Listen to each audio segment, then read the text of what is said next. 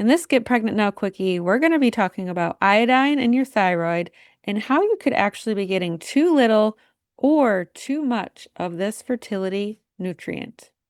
Welcome to the Finally Get Pregnant Naturally podcast, the podcast helping women identify the real reasons you haven't conceived or stayed pregnant so you and your partner can finally grow the family of your dreams. I'm your host, Dr. Katie Wood. Let's dive in, shall we? By the end of this episode, you'll know why iodine is essential for thyroid function, ovulation, and early pregnancy, hidden reasons for deficiency and where to find it naturally, and when having too much iodine can actually backfire, and precautions to take if you have thyroid disease. So why does iodine matter for fertility? Iodine is the critical ingredient that your thyroid needs to make thyroid hormones. And we discussed this in Tuesday's episode, but our thyroid helps regulate ovulation, support progesterone levels, ensure proper embryo development. It reduces miscarriage risk and it supports baby's brain and nervous system. So even having a subtle thyroid dysfunction, which most doctors will dismiss, this can actually delay conception or increase your risk for miscarriage. So it's very unnecessary. This is something that we want to be looking at right now. So why are some people deficient in iodine? First of all, we have soil depletion. Our soil is very devoid of nutrients and minerals compared to what our parents or our ancestors had access to. And that is due to a lot of the farming practices these days.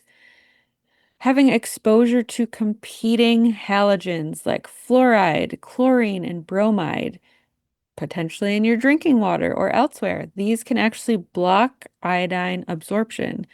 And then a lot of times, lower seafood intake. Not many people are incorporating quality seafood into their diet on the regular.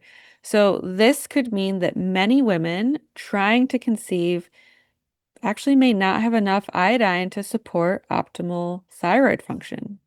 So how can we naturally support our iodine levels?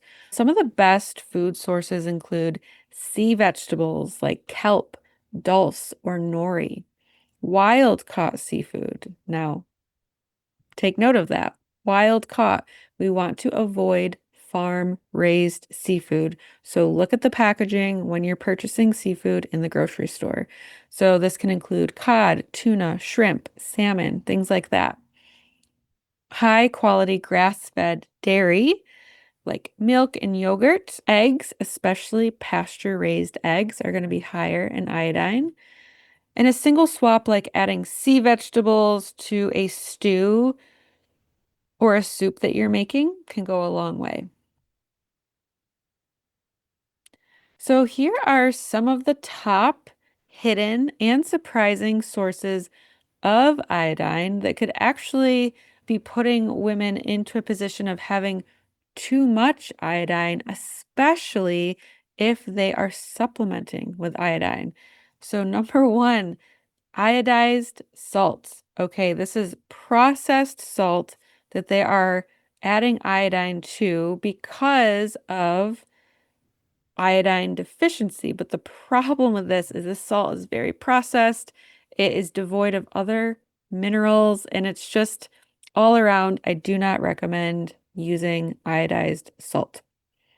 If you are on a multivitamin or a prenatal vitamin, most of them contain about 150 micrograms of iodine, which is the daily recommended amount. If it's included in any of your supplements, likely you're already hitting the recommended daily value. Certain supplements that can be advertised as being thyroid support supplements, these can contain things like kelp or even iodine drops, and this can push your intake too high.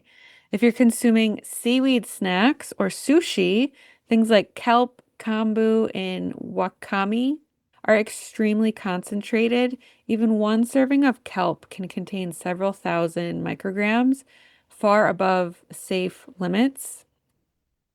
And then we have dairy products because iodized disinfectants are used in the milk processing. So iodine can end up in milk, yogurt, and cheese, eggs, chickens that are fed iodine fortified feed. Eggs supply more iodine than many people realize. If you are consuming processed bread, some brands still use iodate dough conditioners. Water purifiers, if it utilizes iodine drops or tablets. This can often be used for travel or emergency kits. Makeup. This is probably a surprising one. Some makeup products can actually contain some iodine containing ingredients. Skin disinfectants like betadine or iodine. If you are applying this to a large surface area, it can be absorbed into the bloodstream. If you are using contrast agents for CT scans or radiology, this can cause a temporary spike in iodine levels. And then if you're consuming cod or saltwater fish, particularly cod, this can be very naturally rich in iodine. So why does this matter for fertility? Excess iodine, as in having too much, can actually trigger or worsen Hashimoto's, which is an autoimmune thyroid condition. It can increase thyroid antibodies. It can cause swings. So basically, when you're going to and from hypo and hyperthyroid states, it can disrupt your ovulation and thus your progesterone, and it can increase the risk of early miscarriage. So if you think about it, and this is just like a hypothetical scenario, if you're a woman who is on a prenatal and maybe you're aware that iodine is something that's necessary for thyroid, but you're not fully aware of the full iodine picture, so then you're taking a thyroid supportive supplement that maybe includes kelp, you're getting additional iodine from that, and let's just say you like seaweed snacks. Like you are just overloading yourself with iodine and you don't even realize it. And then just add on if you're eating eggs, if you have any makeup that contains iodine. So it is possible for you to be overloading your thyroid all the while you're thinking that you're supporting your thyroid and your hormones. So this is just like a little reality check. If you are already taking a prenatal, eating dairy or eggs, having sushi or seaweed snacks, taking any thyroid or adrenal support supplements, you do not need to be adding any more iodine unless you are aware of your iodine levels and are working with a practitioner. Iodine deficiency is a real thing, but iodine excess is actually becoming even more common in women trying to conceive. So, some important precautions to keep in mind, especially for anyone with a thyroid condition. Iodine is very needed and necessary, but it is powerful, and too much can be just as problematic as too little. So, if you have anything like Hashimoto's thyroiditis, Graves' disease, a history of thyroid nodules, or high thyroid antibodies, you really do not want to be supplementing with additional iodine without professional guidance because large doses can trigger thyroid flares, attack the thyroid gland, or worsen your symptoms. And also, if you do decide to start iodine, you do want to make sure that you're getting adequate selenium because your thyroid needs selenium to process iodine safely. And that's the beauty of whole food. So I know that we talked about seafood. Seafood contains iodine, but it is also containing selenium. So these vitamins and minerals that you're getting in whole foods are working synergistically together versus sometimes when you're supplementing, you're missing that synergy effect there. And something also to consider is iodine testing is not routine in standard labs. And actually, it's a little hard to assess your iodine levels. Urinary iodine tests can be an option to assess your status, and you want to work with a fertility expert to get this right.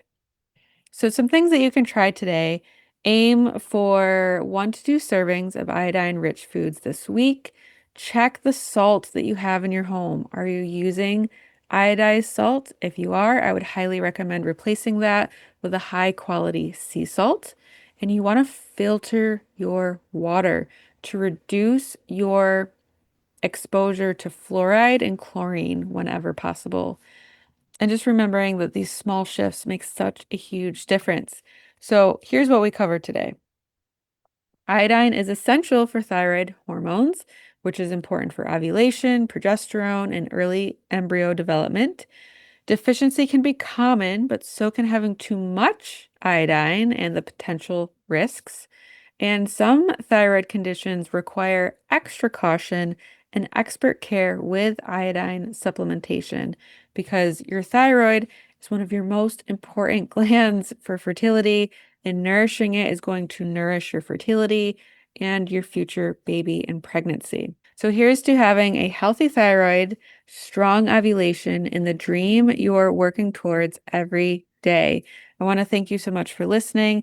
I hope that you have a fantastic day, and I'll see you on our next episode, released every Tuesday and Thursday. Are you ready to finally discover why you haven't been able to get or stay pregnant? The Ultimate Fertility Blueprint is a quick, insightful quiz designed to reveal your overall capacity to conceive and help you discover potential root causes and areas to address to improve your fertility so you can finally get and stay pregnant. You'll find the link in the show notes. As a quick reminder and disclaimer, this podcast is for educational purposes only and is not a substitute for medical advice. Always consult your doctor or healthcare provider before starting any new supplement or protocol, especially if you're actively trying to conceive or undergoing treatment.